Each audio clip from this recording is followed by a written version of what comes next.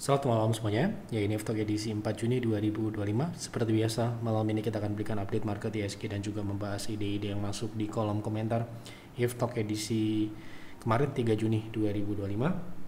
Mohon maaf kemarin tidak bisa menuntaskan live karena ternyata tidak terputus di akhir-akhir. Untungnya sudah terjawab semua yang ditanyakan, yang dikonsultasikan. Karena live tidak bisa tanpa skrip, jadi kita tidak bisa mengulanginya dan sebagainya. Jadi mohon maaf kemarin terputus, tidak tuntas selesai. Oke, kita mulai. Sebelum saya mulai, silakan bagi Anda yang belum subscribe, silakan subscribe, dan yang sudah merasakan manfaat dari Ftalk, dukung kami dengan klik like. Kita mulai dari ISG. Hari ini ISG rebound tipis 0,3%, ya, bertahan di support 7.000 ya. Masih tertahan di support ini ya. Sementara ini masih dalam proses, masih belum ada perubahan ya.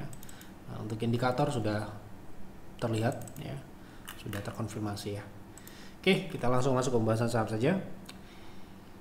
Apakah SIDO saat ini sudah best price untuk invest?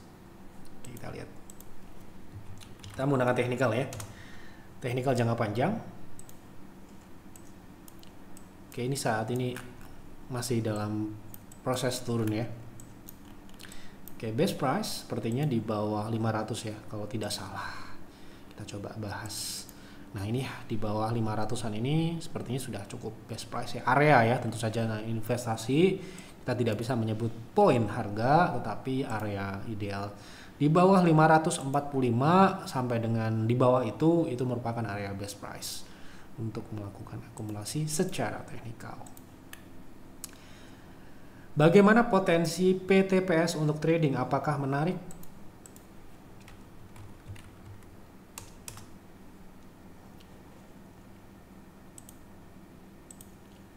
Oke, PTPS untuk trading ya.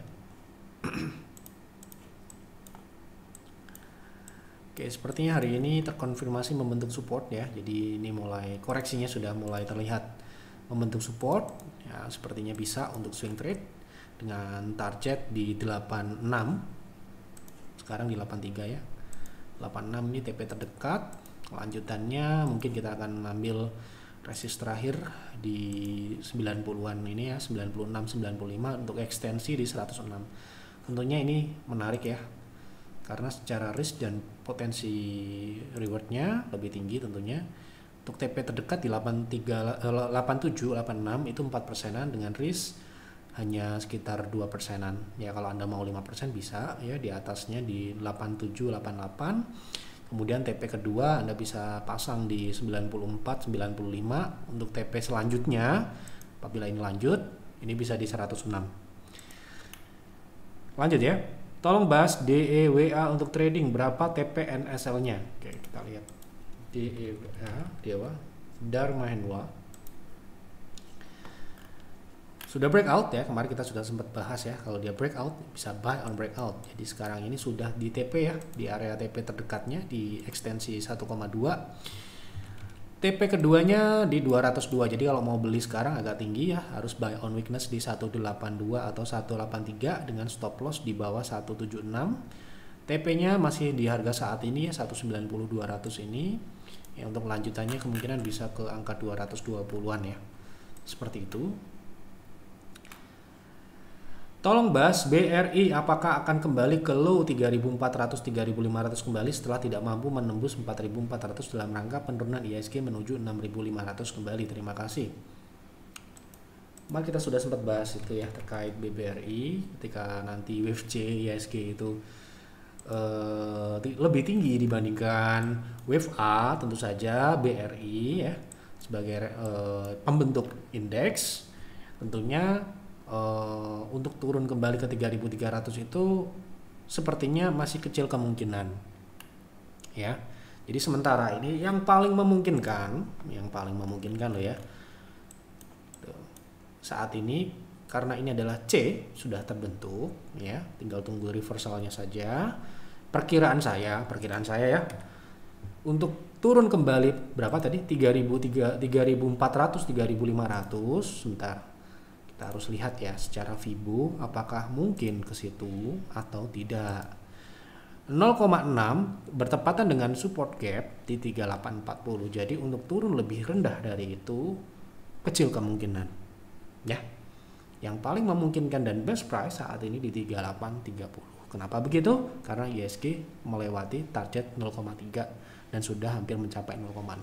Sehingga C seharusnya lebih tinggi dibandingkan wave A.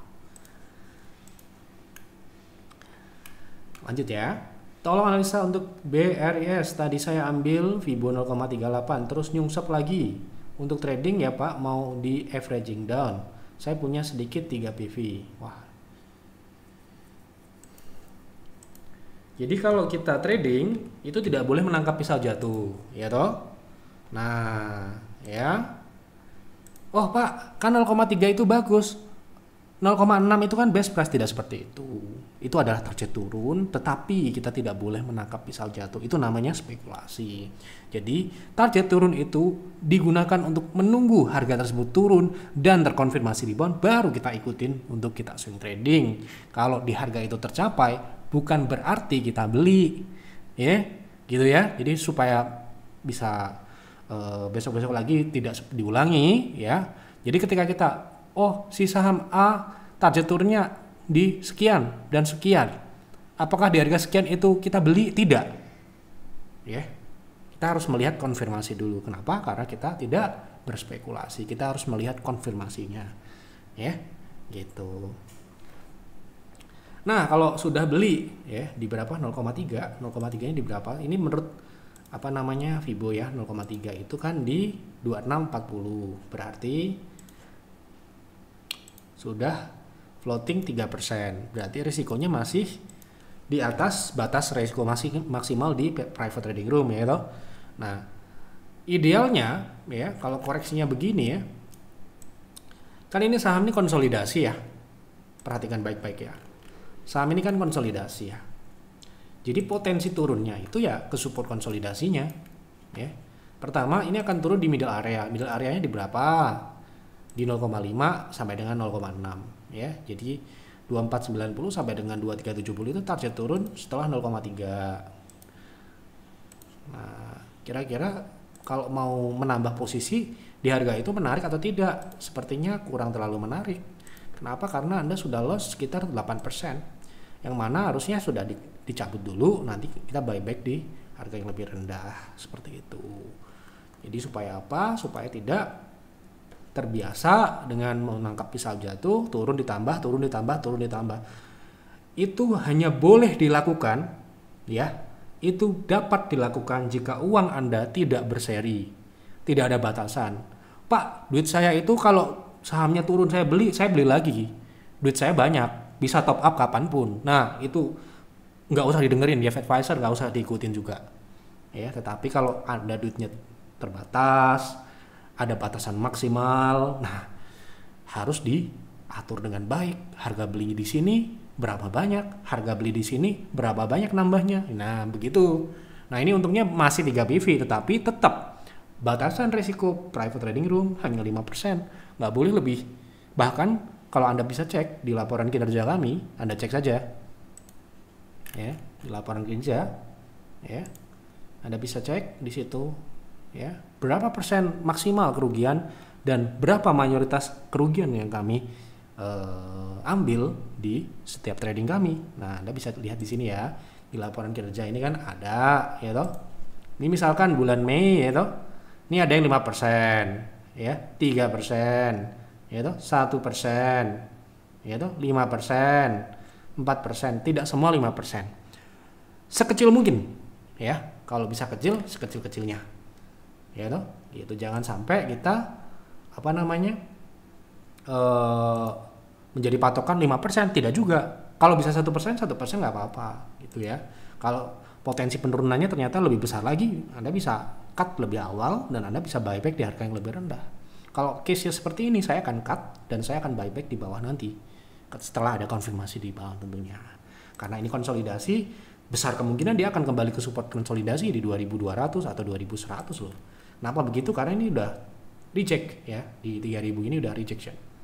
Ya, ketika rejection berarti ini confirm dia akan konsolidasi jangka menengah ya. Harus diperhatikan baik-baik. Jadi jangan menangkap pisau jatuh ya.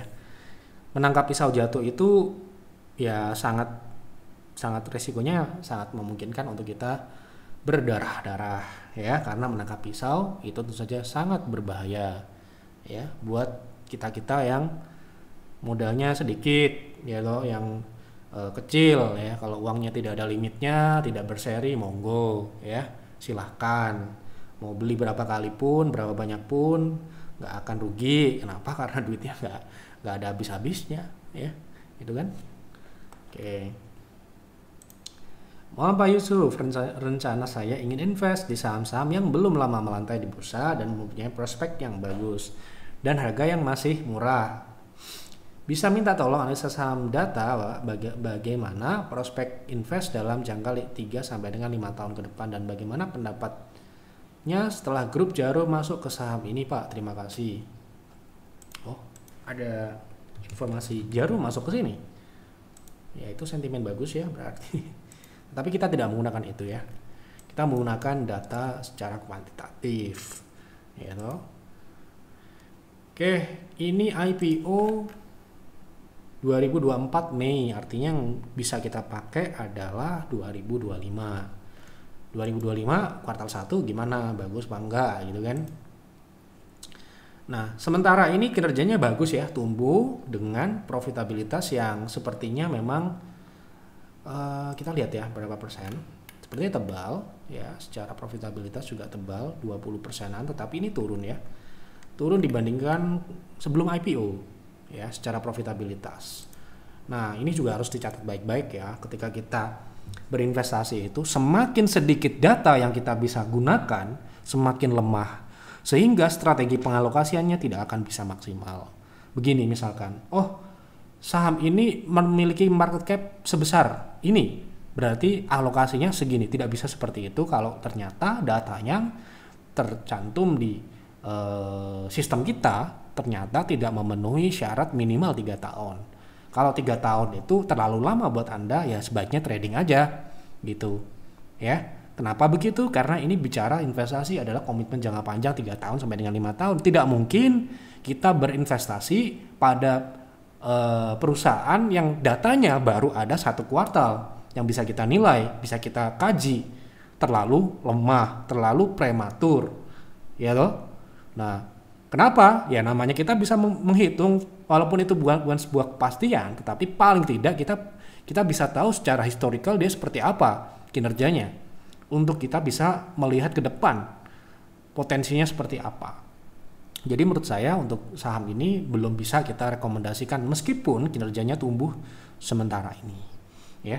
Jadi mungkin ya masuknya kita trading aja ya. Karena apa? Karena ya secara fundamentalnya belum bisa kita belum bisa kita jadikan patokan gitu ya.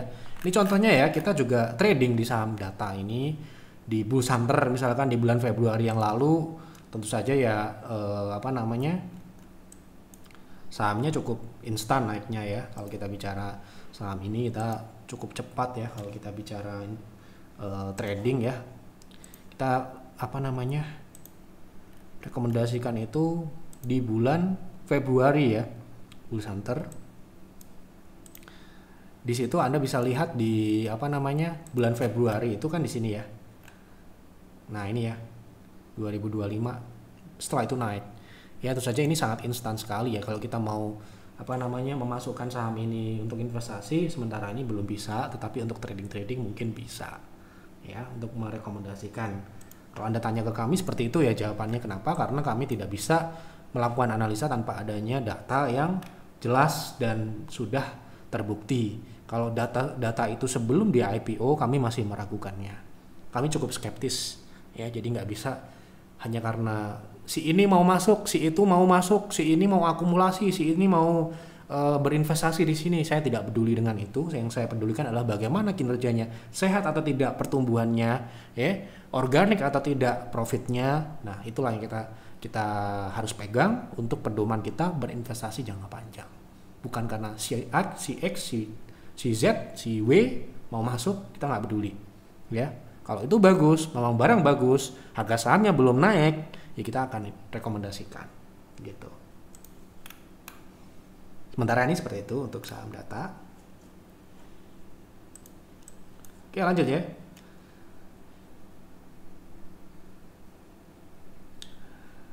Sore Pak, MBMA ini. MBMA tadi kenaikan jangka pendek berapa dan di harga berapa kita harus cut profit? Potensi kenaikan. Nah, ini ya. Kemarin terakhir kita bahas kalau breakout 374 berarti lanjut ya. Targetnya sudah tercapai 428, lanjutannya ke 384. Untuk cut profit mungkin ya, kalau Anda sudah sudah punya, sudah beli gitu ya. Kan cut profit namanya ya.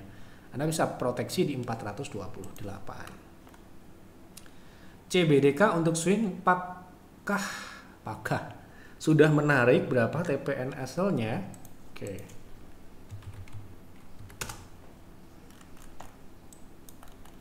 CBDK untuk swing trading apakah sudah menarik gitu ya? Menarik atau tidak? Kita lihat dulu ya.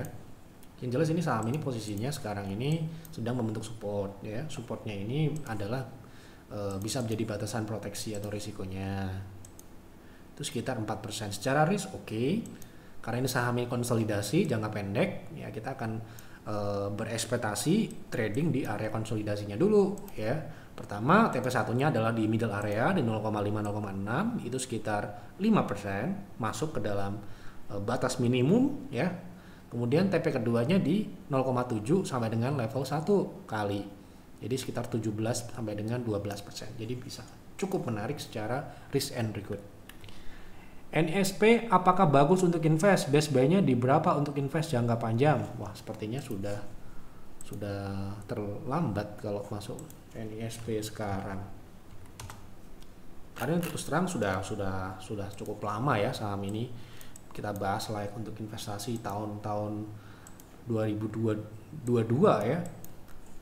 Di 600-an waktu itu di PIR ya. Gitu. NSP tentu saja di PIR karena ini bukan saham syariah ya jelas.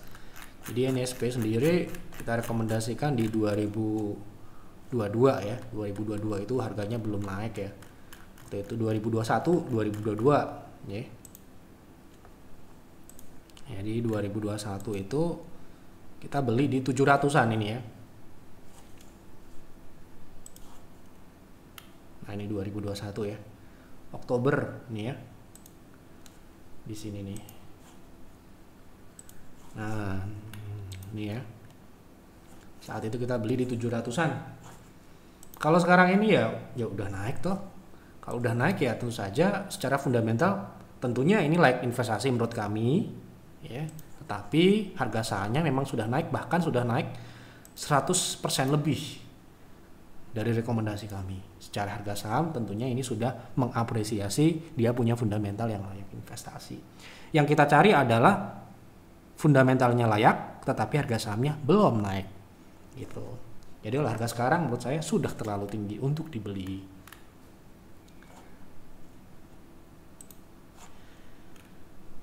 Lanjut ya. Pagi Pak, minta tolong analisa saham Bumi untuk swing trading. Oh ya, ini saham Bumi kemarin kita juga sempat trading tetapi kurang beruntung di saham ini ya. Sahamnya flat, ketahan ya. Kalau kita mau trading saham ini, saran saya ya ini masih ketahan ya, masih ketahan. Kemarin rejection ya. Harus breakout dulu seperti tadi, sama apa tadi yang kita bahas sebelumnya. Buy on breakout di 126 itu lebih menarik dengan TP di 137, TP kedua di 150-an. Gitu. Untuk saat ini wait and see dulu. Pagi Pak, semoga sehat selalu. Terima kasih. Mohon analisa ya untuk trading di Adaro. Adaro untuk trading sekarang ini disupport dan masih belum ya. Tunggu turun lagi di bawah 2070 sampai dengan 2030. Karena ini konsolidasi juga, kalau kita trading di sini tentunya ya kita tidak bisa berekspektasi terlalu besar sementara ini karena dia berkonsolidasi di rentang 2100 sampai dengan 2300-an. Sehingga kalau Anda masuk di harga-harga saat ini potensi upside-nya sekitar 2.200-an itu 7%, sampai dengan TP kedua mungkin di 2.300 itu 10%. Jadi bisa kalau Anda bisa buy on weakness di 2080. Tetapi saran saya tetap harus ada rebound dulu. Oke. Saya ambil saham SMTI di harga 14.20. Apakah bagus untuk investasi? Saham apa ini SMTI? Saham apa ini ya? Saya baru dengar ini terus terang. Mungkin baru IPO, saya nggak tahu ya, saya nggak mengamati saham IPO, mungkin belum listing. Sementara ini karena kodenya nggak ada, saya tidak bisa membahas atau mengomentari ya, mohon maaf. Sukses sehat selalu Pak, terima kasih. Tolong bahas BRIS, tadi sudah saya bahas ya untuk teknikal, mungkin lain kali bisa dilengkapi untuk trading atau investasi. Sehat selalu Pak, tolong bahas saham Adaro untuk trading, tadi sudah saya bahas ya. Hadir Pak, sehat selalu, terima kasih, banyak-banyak berdoa untuk saya. Doa yang baik kembali kepada yang mendoakan juga. Semoga Bapak Ibu penonton Yeftalk dan member-member Yef Advisor semua berikan kesehatan ya, sehat dan sukses semuanya. Kita berusaha semuanya saling bantu membantu. Bapak Ibu juga mensupport kami dengan menonton Yeftalk ataupun dengan bergabung dengan layanan kami. Itu adalah bagian dari bentuk mendukung, dan kita juga membantu yang terbaik yang bisa kita berikan, baik itu dalam Yeftalk maupun di layanan kami. Bagi yang tidak bisa join Yef Advisor, tidak menjadi masalah dan tidak harus. Anda bisa berkonsultasi secara gratis di Yeftalk ini. Silahkan tulis di kolom komentar, besok kita bahas di Yeftalk selanjutnya. Itu saja yang dapat saya sampaikan di Yeftalk malam ini. Mohon maaf apabila ada kekurangan atau kesalahan. Selamat malam dan selamat beristirahat.